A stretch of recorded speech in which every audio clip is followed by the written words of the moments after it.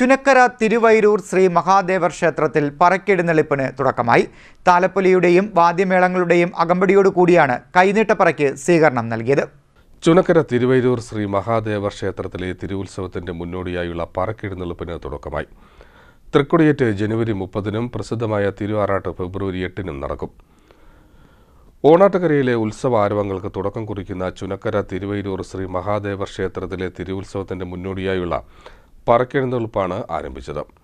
കൈനീട്ടപ്പറ സ്വീകരിക്കാൻ കുരുമ്പോലി ക്ഷേത്രത്തിലേക്കും പിന്നീട് പാലത്തിട്ട ക്ഷേത്രത്തിലേക്കും താലപ്പൊലിയുടെ അകമ്പടിയോടെ എഴുന്നള്ളത്ത് എത്തിച്ചേർന്നു. തുടർന്ന് തെക്കുമുറിക്കരയിലെ പറ സ്വീകരിക്കുന്നതിനായി എത്തി. 6 കരകളിലെയും പറക്കെഴുന്നള്ളിപ്പ് ജനുവരി 29-ന് പൂർത്തിയാകും. ക്ഷേത്ര മേൽശാന്തി ശീരവള്ളി ഇല്ലത്ത് പരമേശ്വരൻ നമ്പൂതിരി ചടങ്ങുകൾക്ക് കാർമ്മികത്വം വഹിച്ചു. ക്ഷേത്ര ദേവസ്വം president U Anilkumar, secretary R Suresh Kumar, vice പ്രസിഡന്റുമാരായ Balakrishnapillai, A G Arun, Sahadevan Nair, joint സെക്രട്ടറിമാരായ സി വി രാജീവ്, സനിൽകുമാർ, കോമളൻ എന്നിവർ നേതൃത്വം നൽകി.